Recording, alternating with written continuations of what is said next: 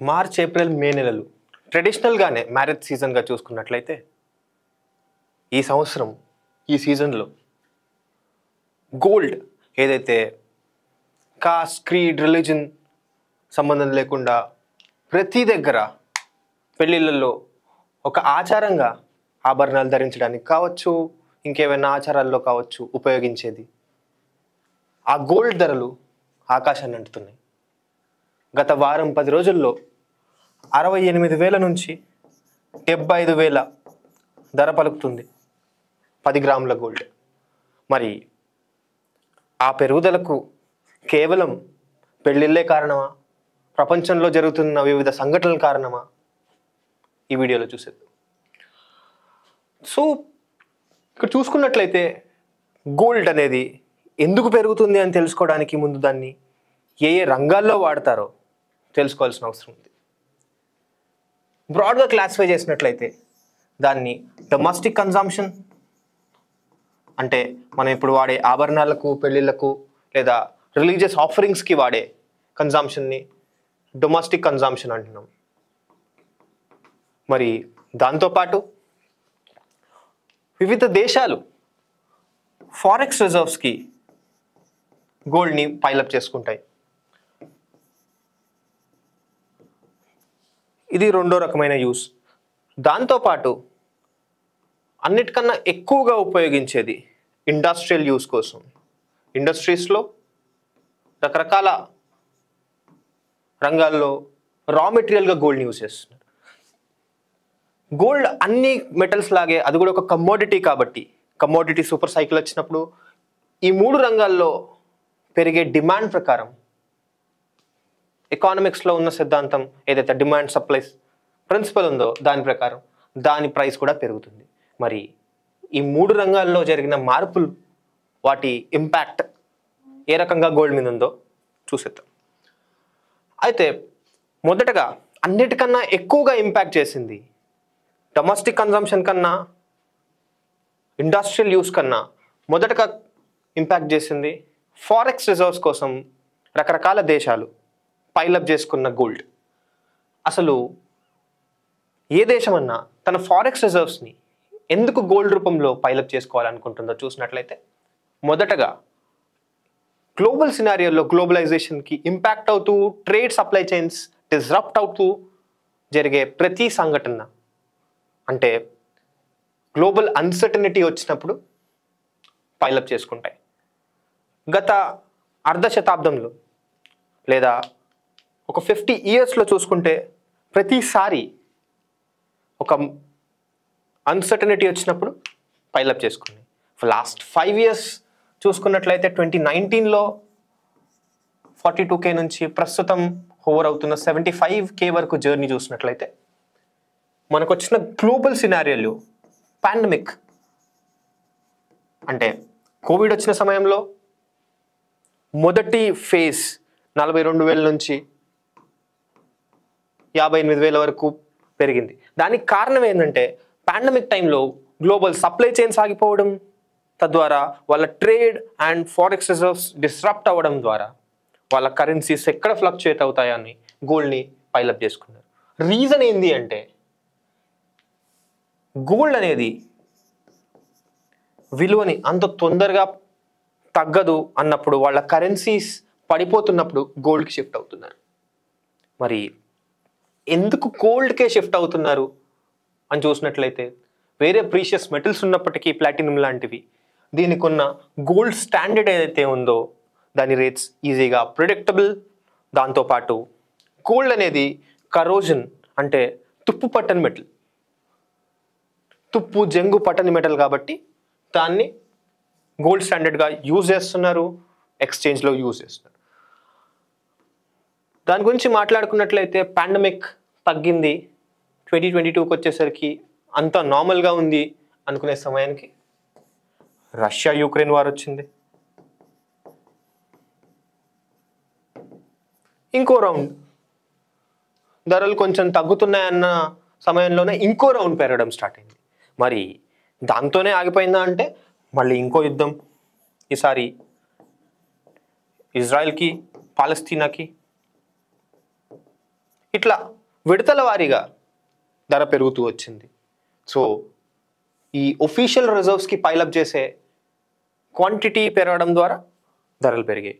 దాంతోపాటు domestic consumption పెరిగిందా అంటే ప్రతి దేశంలో, ఎస్పెషలీ డెవలపింగ్ కంట్రీస్లో, ఇండియా లాంటి దేశాల్లో మిడిల్ క్లాస్ ఎప్పుడైతే పెరుగుతూ ఉందో వాళ్ళ లగ్జరీగా కన్సిడర్ చేసే ఆర్నమెంట్స్ కావచ్చు, అవన్నీ ప్రస్తుతం ఒక నార్మలైజ్డ్ ట్రెడిషన్ అయిపోయేసరికి వాళ్ళ ఇన్కమ్ పెరుగుతుంది.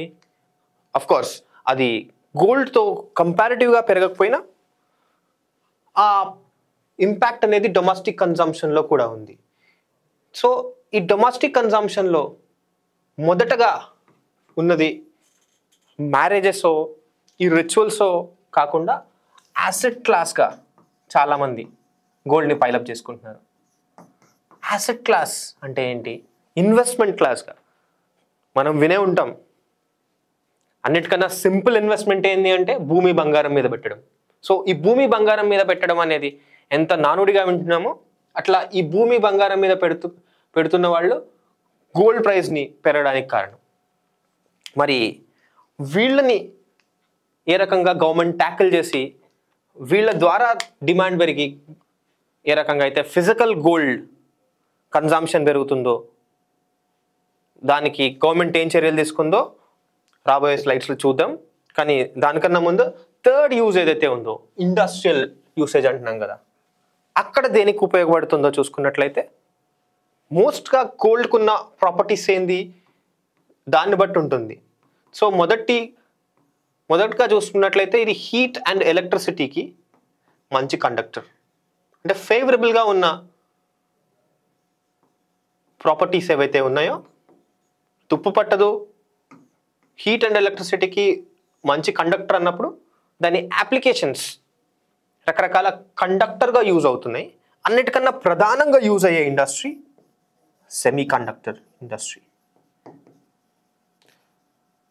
సో సెమీ కండక్టర్ ఇండస్ట్రియల్గా యూజ్ చేసే గోల్డ్ అనేది మనం ఎగ్జాంపుల్గా చూసుకున్నట్లయితే మనం వాడే మొబైల్స్ కావచ్చు, ఈ డిజిటల్ బోర్డ్ కావచ్చు, రకరకాల సెన్సార్స్గా యూజ్ చేసే అన్ని ప్రాసెసర్స్ ఉన్న సెమీ కండక్టర్స్లో, అన్ని లాజిక్ గేట్స్లో మనకు కోర్స్ విని ఉంటాం కదా. కోర్స్ అంటే మన మొబైల్స్లో కావచ్చు octa core, quad core, hexa core విని ఉంటాం కదా, డ్యూయల్ కోర్ కావచ్చు. సో ఆ కోర్స్ అనేవి గోల్డ్తో కానీ సిల్వర్స్తో కానీ తయారు చేస్తారు. గోల్డ్ ఎక్కువ కాలం ఎక్కువ డ్యూరబిలిటీ ఇస్తుంది సిల్వర్ కన్నా. సో క్వాలిటీ ప్రాసెసెస్ కోసం గోల్డ్ని వాడుతున్నారు. సో కోవిడ్ టైంలో డిస్టర్బ్ అయిన సప్లై చైన్స్ మళ్ళీ ఒక పెంటప్ డిమాండ్ని క్రియేట్ చేసి గోల్డ్ని మళ్ళీ పెంచింది. సో సెకండ్ రౌండ్లో ఈ commodity super cycle industrial use వల్ల జరిగింది. మరి దాంతోపాటు ఈ యాసెట్ క్లాస్ ఏదైతే అంటున్నామో ఈ యాసెట్ క్లాస్ కోసం ఇన్వెస్ట్ చేసే వాళ్ళ ఆస్పిరేషన్ ఏందో, వాళ్ళకి అసలు రిటర్న్స్లో ఏం ఎక్స్పెక్ట్ చేస్తున్నారో తెలుసుకొని గవర్నమెంట్ కొన్ని చర్యలు తీసుకుంది. గవర్నమెంట్స్ తీసుకున్న చర్యలు చూసుకున్నట్లయితే మొదటగా వాళ్లకు సిమిలర్ రిటర్న్స్ వచ్చే ఆల్టర్నేటివ్ మెకానిజమ్స్ ఏవైతే ఉన్నాయో వాటిని ప్రయత్నించింది. ప్రస్తుతం ఉన్న గవర్నమెంటే కాకుండా ప్రీవియస్ 10 yearsలో ఉన్న గవర్నమెంట్స్ కూడా తీసుకున్న ప్రధానమైన చర్యల్లో 2 స్కీమ్స్ ఉన్నాయి. మొదట సోవరెన్ గోల్డ్ బాండ్స్.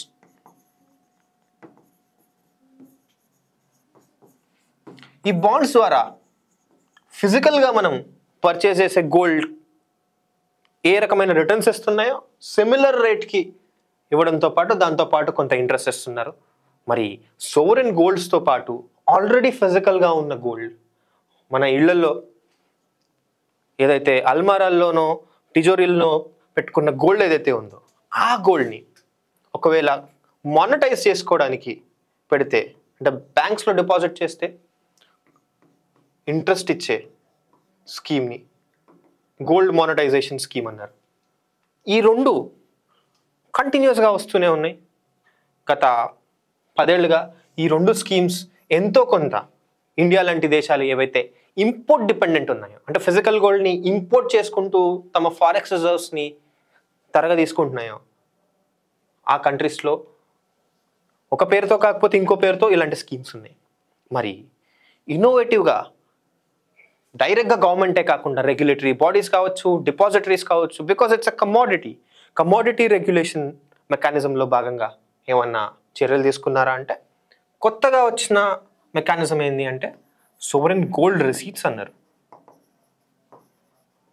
మరి సోవరెన్ గోల్డ్ రిసీట్స్ ఫిజికల్ గోల్డ్తో ఈ పైన ఉన్న 2 స్కీమ్స్తో ఏ రకంగా వేరుగా ఉంది అని చూసుకున్నట్లయితే ఈ సోవరెన్ గోల్డ్ రిసీట్ అంటే ఏంటి అంటే instead of buying physical gold అంటే మనం తీసుకునే ఫిజికల్ గోల్డ్ కన్నా ఒక డిపాజిటరీ అంటే ఇప్పుడు మనం అయితే స్టాక్ మార్కెట్లో కొన్న షేర్స్ కావచ్చు, కమోడిటీస్ కావచ్చు, ఏవైతే డిపాజిటరీస్లో డిపాజిట్ చేస్తున్నారో అక్కడే మన బదులుగా ఫిజికల్ గోల్డ్ అనేది వరల్డ్లో కొని పెడుతున్నారు.